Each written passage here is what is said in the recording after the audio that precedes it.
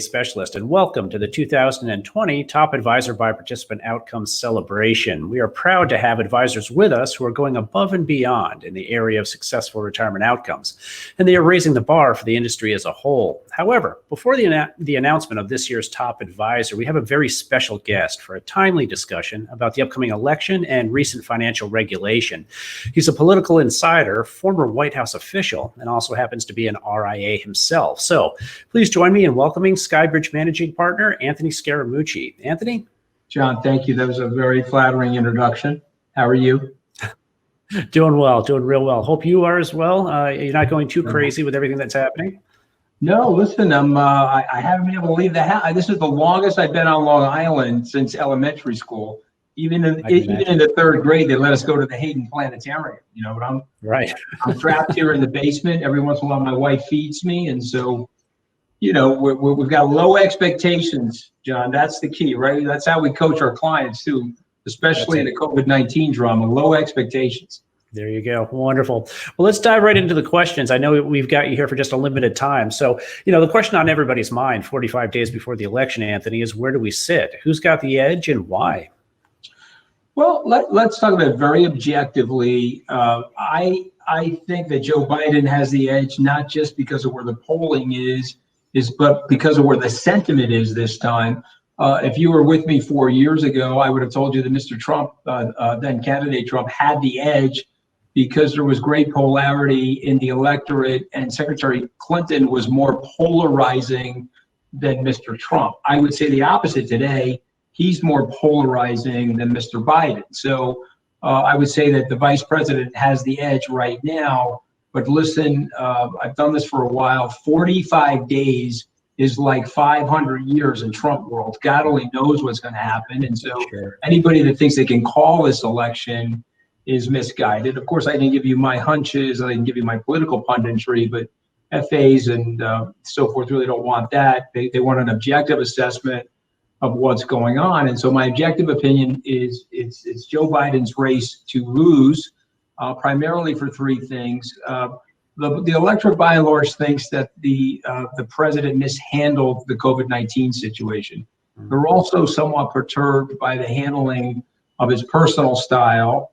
And the last thing is the economy got wrecked. Some of it can be blamed on the exogenous event of COVID-19, but some of it can be blamed on the mishandling of the crisis. So those three things are going against Mr. Trump. What's going for him, if you look at the Quinnipiac poll, the Rasmussen poll, or other polls, he's polling at about 50%, 50-42, who's better for the economy. So people do vote with their pocketbook. My grandpa had a great line about polling. It's that last 15 feet. I can't speak for other neighborhoods, but here in Nassau County, you had to be 15 feet behind the person that was polling in front of you. They put that a switch down and the curtain came, and then when it opened, you got your chance to go in there. And my pops used to say, it's the last 15 feet. As people head to that poll, they typically vote their pocketbook. So the vice president's going to have to make an economic case as to why a Biden administration is as good, if not better, than a Trump administration for the next 4 years on the economy. Think he's doing it? Not yet. No, I don't think he's doing it. I think he does need to do it. I think the irony is, I'm a bit of a contrarian on this. I don't think it's going to matter much who wins from a stock market perspective or even from the economy perspective. I don't want to be overly cynical. But let's just go back to 2008 and 9, when the Obama administration took over for the George W. Bush administration.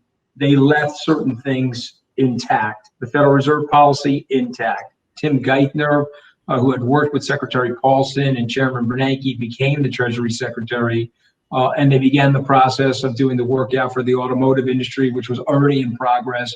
And they facilitated the TARP and the stress testing on the banks and the quantitative easing and so forth. And I predict that they'll do the same thing this time. If people are worried about a Biden tax increase, I can tell you that I think it's very unlikely to happen. I know Governor Murphy in New Jersey just put one in, or is trying to put one in, or just signed it. I think that's a disaster in an economy like this. It causes capital flight. It causes brain drain. Barack Obama was way smarter than that, frankly. He didn't put a tax increase in until the economy was stable.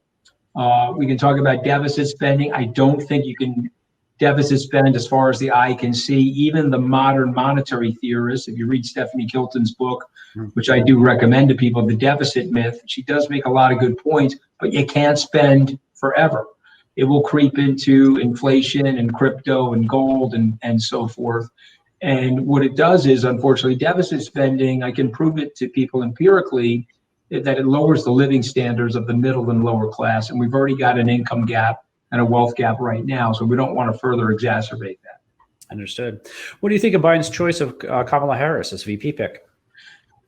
Well, I like her. I was on a bipartisan trip to Israel with her in November of 2017 after I was canned from the White House. Sure. I spent 6 days with her and her husband. We went to Yad Vashem together, the Holocaust Remembrance Museum just outside of Jerusalem. I think she's a very talented, very capable person. Again, nobody asked me my opinion, but I'll share it with you guys.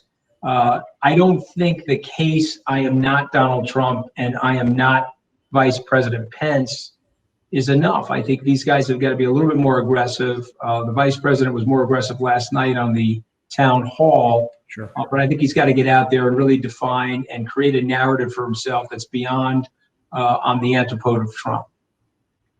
Do you see big changes or any changes to retirement plans in a Biden administration as opposed to a Trump administration? We've heard some rumblings about that. Well, what are the rumblings that you've heard? Well, that he's going to actually move from a tax break situation or tax deferral situation to tax credit situation. So there's just some changes that he has been talking about. Mm-hmm. Yeah, no, listen, I've heard some of that.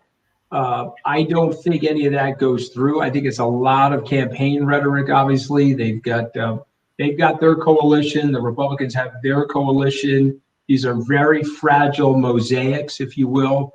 One of the things is, he's against defunding of the police. He doesn't talk about it that much.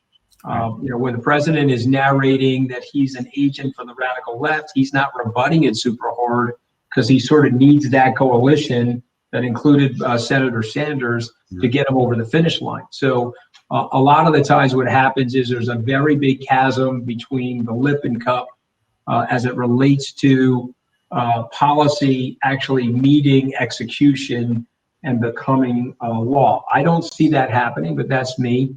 Most economists on the left and right would say stay the course with the current economic policy and stimulus. Don't overly disrupt people or create too many incentives for them to do things that you don't want them to do. So if you're going to raise taxes in New Jersey, incrementally people will leave New Jersey. I don't think it makes sense, but that's Governor Murphy's choice and his legislature. That's my opinion. Understood. What do you think of Reg BI, the fiduciary rule, and any recent regulation from the current administration?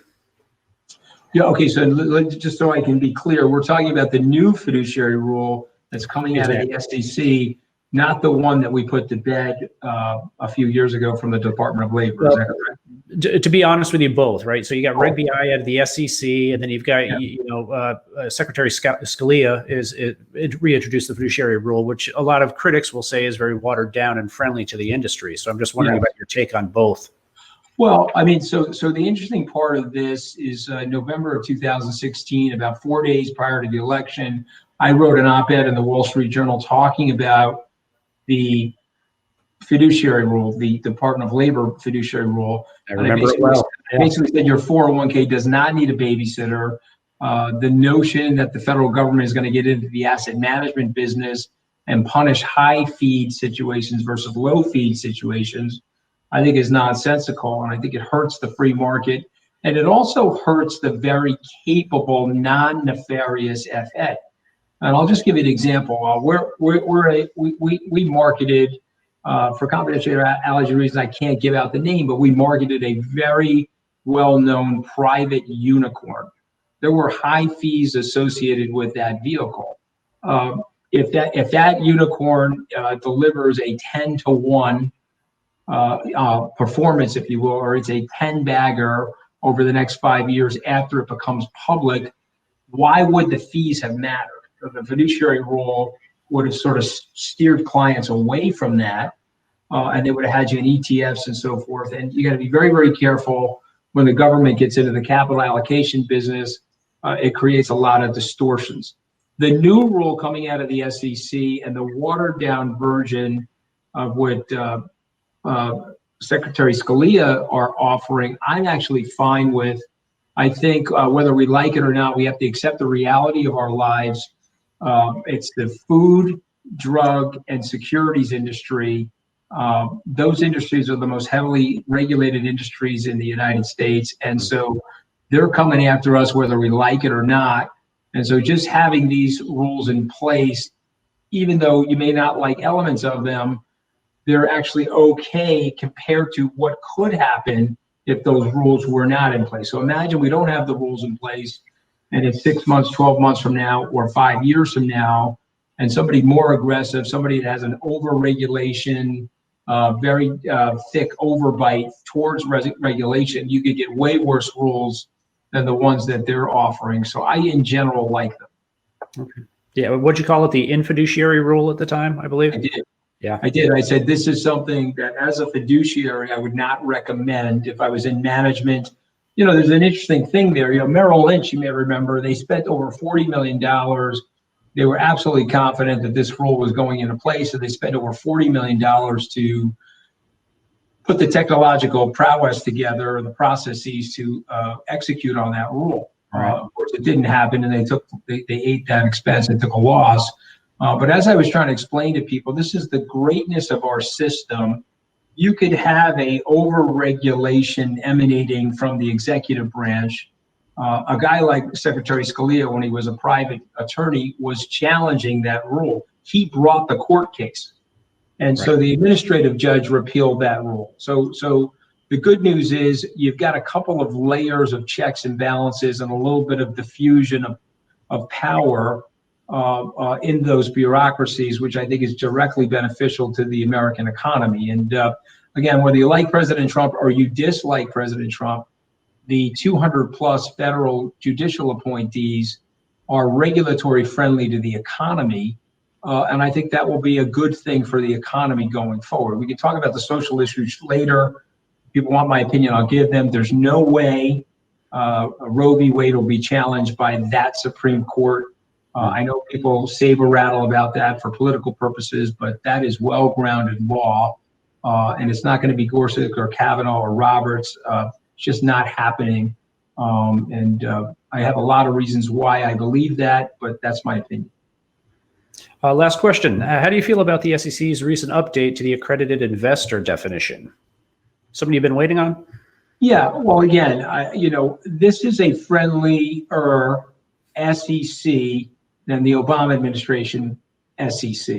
And so if Vice President Biden wins, I would argue that the Trump SEC will be friendlier than a Biden SEC. And so I like it, because I think it stops at a level that all of us on this call can live with. Yeah, understood. Anthony, that is exactly what we needed. Thank you so much for joining us. I really do appreciate your time. I appreciate it. And even though I didn't have hair and makeup, I'm not going to complain to my agent, okay? Because I like you, okay? I'm not going to complain, okay? All right. Well, guys, thank you. Great. I'm joined now by Megan Jacobson with JP Morgan Asset Management to announce this year's recipient. And we're very proud to partner with JP Morgan Asset Management on the TAPO program. They are doing some amazing things in the area of participant outcomes. Megan has a few comments she'll make now, and then we'll watch a short video and then announce the winner. Megan? Thanks so much, John. I would love to start just by congratulating this year's designations named a top 401k specialist, top advisor by participant outcomes. We at JP Morgan really do want to thank all of you for your continued partnership. Now, as the industry continues to grow and evolve, we, both providers and advisors alike, think about collectively offering insights and solutions to help all of our participants get on a more secure path. And the solutions that we've developed over the past decade have been a direct result of all of your input.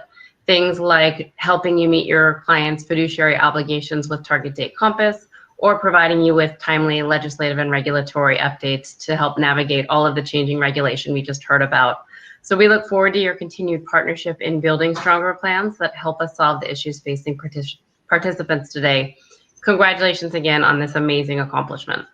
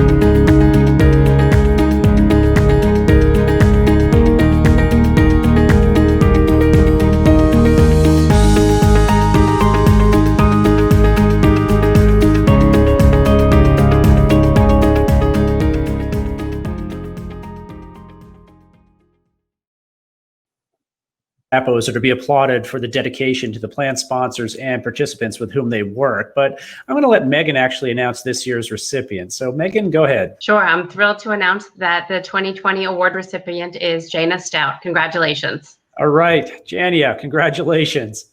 And we'd love to hear from you, Jania. Want to be brought on stage? So thank you, 401k specialist. Thank you for Excel and all the other advisors that were finalists.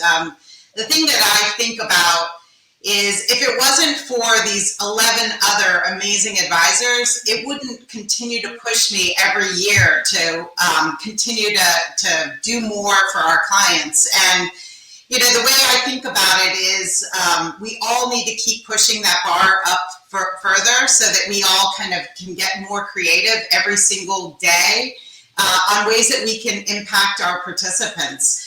And it was just this morning I was looking at another financial wellness program that a client had sent over to me. There's, as many of you know, there's tons of technology out there. There's, you know, every single month there's a new fintech coming out with some financial wellness module that they're pitching directly to our clients.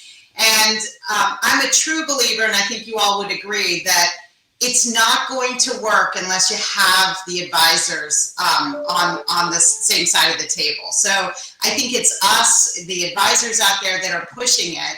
And I think the shiny objects, like the technology, is definitely important, but you got to have the humans behind it. And so that's, you know, what I would say is we all got to join arms and continue to push it. Also push our providers, whether it's record keepers, asset managers, to continually think outside the box. I mean, I thought that after automatic enrollment and auto increase, you know, what more were we going to do? And look at where we are today. I mean, we've got student loan programs, we're involved in health savings accounts, and then we've got all this really cool video and technology we use to engage participants. So thank you all for naming me as this year's winner.